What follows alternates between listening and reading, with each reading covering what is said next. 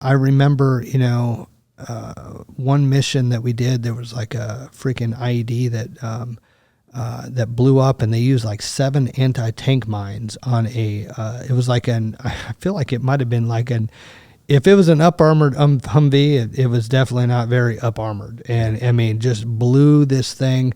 There was body armor hanging in the power lines like 500 meters away. Yeah.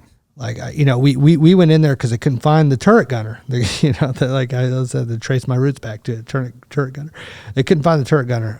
This thing had just been blown to smithereens. Obviously, everybody KIA.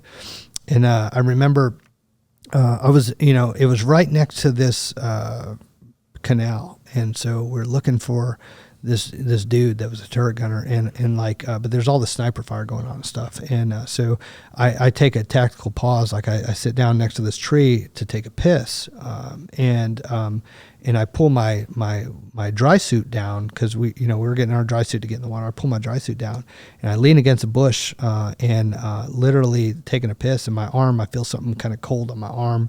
And I look over, and there's freaking intestines hanging from the tree, man. It's pretty brutal. Yeah. And so I'm like, oh man, this is kind of my first real taste of some really gruesome stuff, right?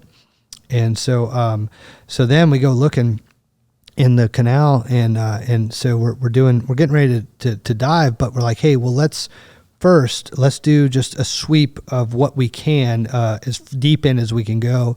So we're in about waist deep, and I see a glove. I'm like, hey, I see a glove. And I go to grab the glove, and that glove is like reaching up, and I go to grab the glove, and it's connected to an arm, which is connected to the dude. So I pulled the guy out. Marine, died well before his time. Later on, I looked this dude up, and he had like a wife and 2 kids, and that's a terrible idea, by the way. If you're in my line of work, to go back and look up all the people that you were part of, that it's just, man, that was probably one of the hardest things I've done, is gone back and tried to look some of these folks up, because I had this crazy idea that I was gonna write to their family and like say something nice or something, and that was terrible. Just a bad idea.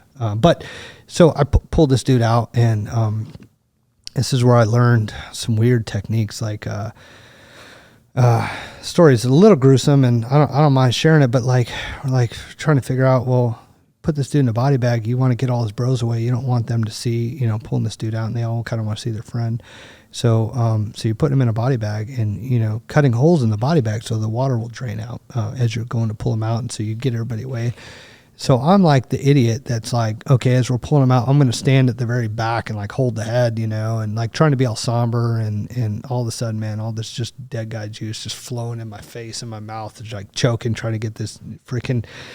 It was terrible. And then we pull him out, sit him down, and then also realize that we had not checked him for any explosive. We didn't even think about it. But dude had just been blown up, and literally had grenades hanging from his kit that were like the pin was like out.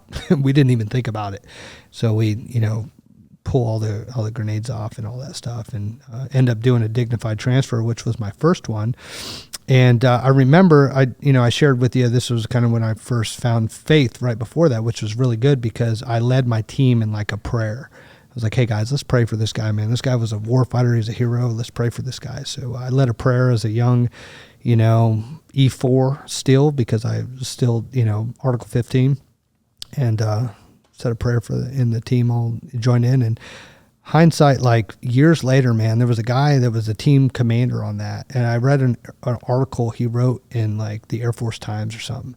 He's like, the most memorable time I had as a combat rescue officer was when my young, element leader led a prayer for this dude that was killed in Iraq, and he had us all pray. And I'm like, man, that was his highlight of his whole career, was like literally that time where he took a pause. Let's focus on this person and pray for him and his family. And so, that stuff can be more impactful than we know. Yeah, man, that's rough. I appreciate you sharing that story. It'd be tough to go through, no doubt about it. That was Iraq. Yeah. Were there other instances of you doing the traditional PJ mission in Iraq? Yeah, a lot of like, picking up. I mean, nothing that comes to the top of my brain. Like we were doing a lot of other missions. We were sitting alert a lot for the task force. We were doing a lot of hits and stuff like that. A lot of really cool stuff that we're alert for, ready for, that we're flying. We're flying. I mean, we were flying probably, 20 hours a week or something. I mean, we're flying a lot. Like, I mean, a lot at night and stuff like that. My trail helicopter hit wires and blew out all the windows. And subsequently, that's what would kill one of my friends in Iraq, years later, that took my spot I was telling you about earlier. It hit our trail helicopter. I'm sorry, our helicopter hit wires on that deployment, and the wire cutters hit it, but it did blow out the front windows.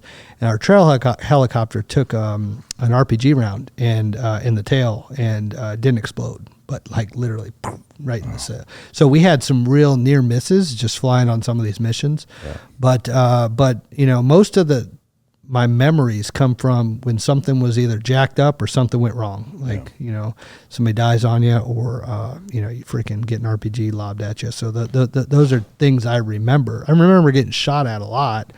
But that was just kind of the nature of flying around in a helicopter, man. You're a big target. Yeah.